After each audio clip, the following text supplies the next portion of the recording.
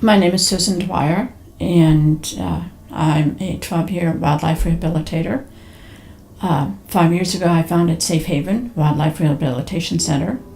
It's a 501c3 nonprofit. Basically, we do all animals except for bats and raptors, all allowable animals. The state does not allow anybody to do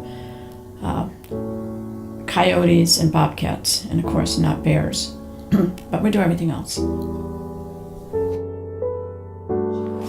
gotta grow. Got an extra nutrition. You can strong. You should too.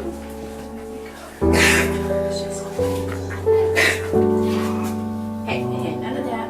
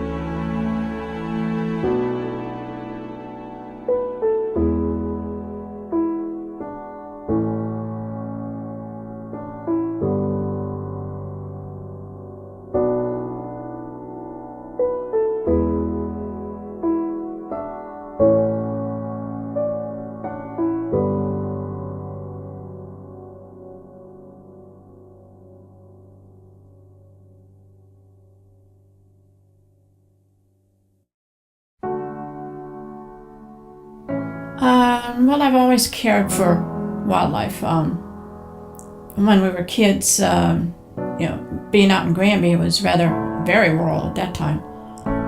We just amused ourselves, so we were in the woods most of the time, building forts or swimming or, just basically observing nature. Watching nature and appreciating has always been something I've done. It's just a big part of me. So as I got older, I wasn't able to care for babies because I was off at college or, various places. But when I came back to Granby, didn't do a lot with animals. Rescued a lot of domestic animals, but didn't do a lot with wildlife because at that point you had to have a license to do it. And I didn't have time to get my license. So what I did when we were finished building our data center, and we moved from Hartford to East Hartford, I decided that since I was totally burned out, I needed to do something for me. Life was too short to spend it all working.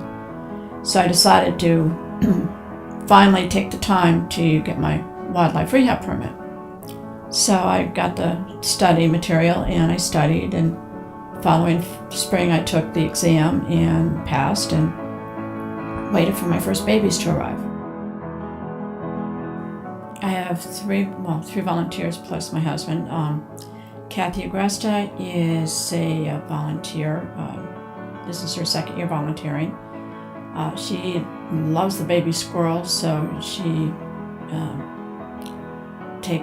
she's down there all the time when we've got baby squirrels. She just talks to them and has a great time with them. Mary Lou is also a second year volunteer. She has become a wildlife rehabilitator in her own right, but her schedule doesn't allow for her to rehab at home, so she comes to Safe Haven and volunteers there.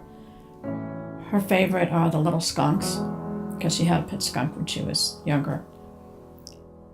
She's also a professional photographer. And I believe she was, up until recently, she was the vice president of the International Skydiving Association, so she traveled around the world. Very busy person, but the animals are her sanity check, so to speak. Whenever the world's closing in, she comes in and she just relaxes with the babies. Bill Roblitz is a retired vet. He's handicapped. If he didn't have safe haven to go to, he probably would be vegetating in his house all the time. So this gets him out. He does a lot of the computer work. He does help with the birds. He loves the little birds. And he is one of my safe release sites because he'll self-release on site. And my husband, Mike, he doesn't volunteer. He's sort of conscripted. He does a lot of facilities work, and he does a lot of the transporting of the babies. He'll pick them up and bring them home so I can be at home getting ready for their arrival.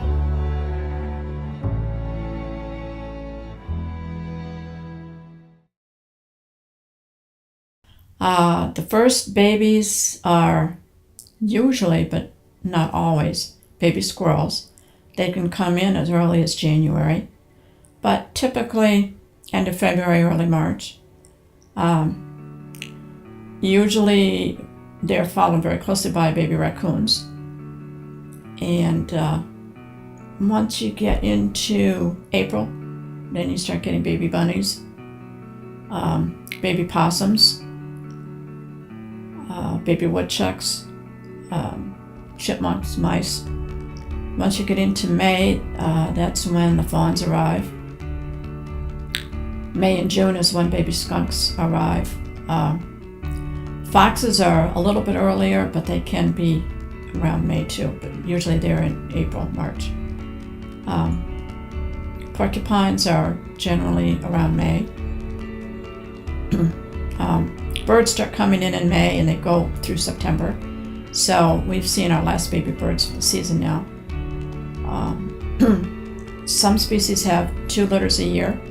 So notably squirrels. So the babies are coming in now. Facilitated by the hurricane. They were literally falling out of trees all over the place. So it was raining squirrels.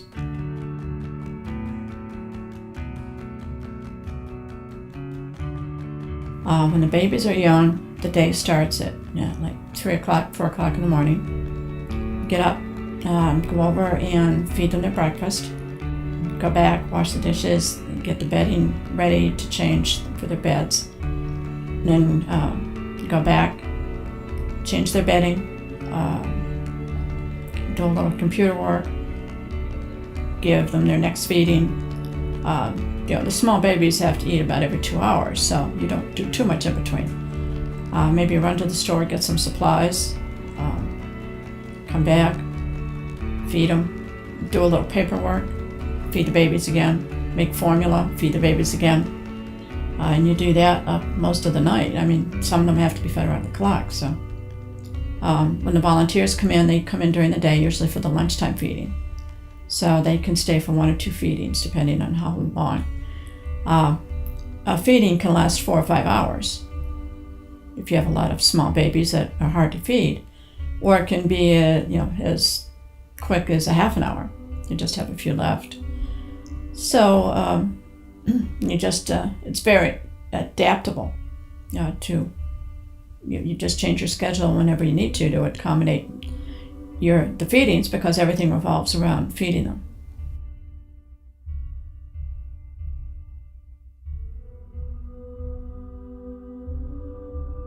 First of all, you want to make sure that it is abandoned.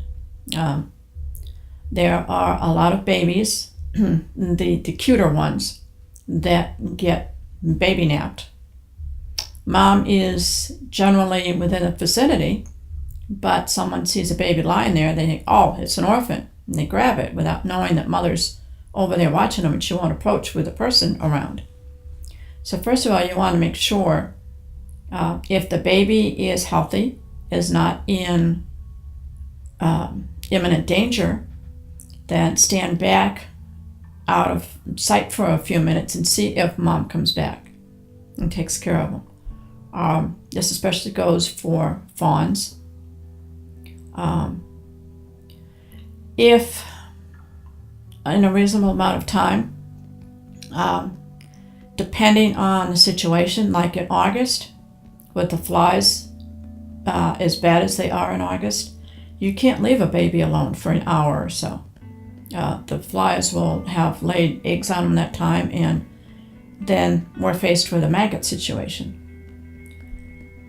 So you want to judge the weather.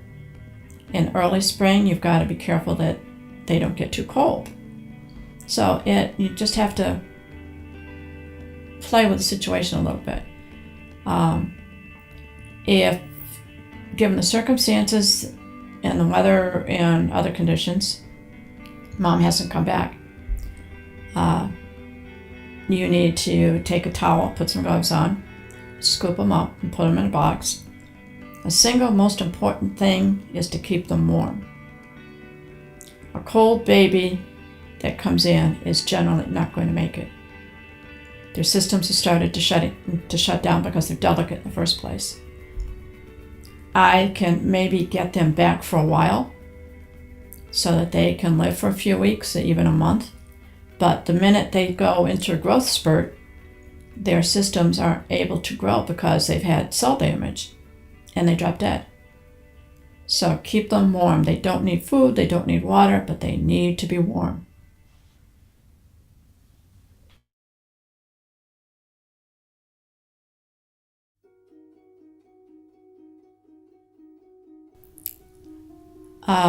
First of all, I've got to get the property, and it needs to be in a suitable location.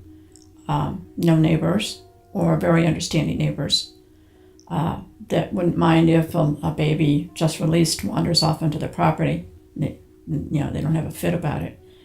Enough property to be able to release on site, so that when it's their time to go, you just open the doors in the big pre-release pens, and they can come and go, and eventually they'll migrate out and they won't come back. But at least they have that protection. It's like a soft release. They've always got someplace to go if they're hungry or they're hurt or they're being pursued by a predator. There's a safe place for them. And that's always the most desirable, is to have some place for them to go. I need the facility itself. I would like it large enough that I can have a little emergency room, quarantine area, enough to separate the different kinds, like birds separate from mammals, RBS separate from non-RBS mammals. Fawns would need their own room, and a couple of rooms for educational purposes. A big part of this is teaching people, especially youngsters, to appreciate the wildlife around them. And whenever I can, I make presentations so that I can pass along my knowledge and experience to people who have lost touch with nature, so that maybe I can hit that right note that maybe they'll go out and they'll watch a robin in the yard or a squirrel climbing up a tree or finding nuts or something.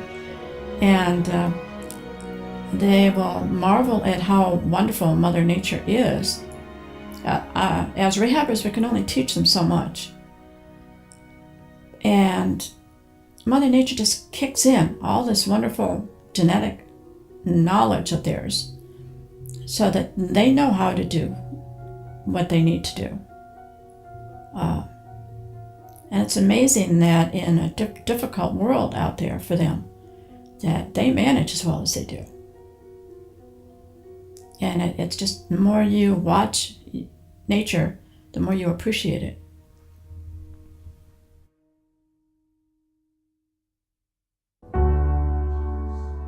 We have unintentionally, possibly, or maybe intentionally, lost touch with nature.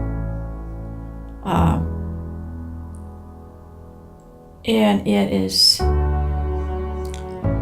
unfortunate because that makes people not value the lives of wildlife.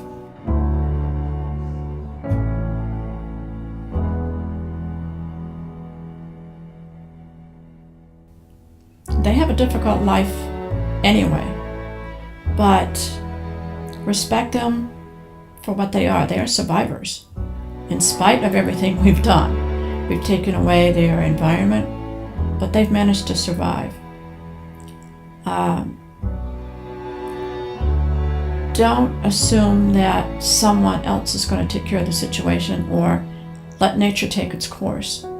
If there was a baby that needs rescuing, take the time to save the little life. And if it's not a situation where you have babies, if the mother's around, just sit back and just enjoy watching the mother and her babies. Enjoy watching a bird or an animal going about its daily life. They are fascinating to watch, and we can learn so much more about them.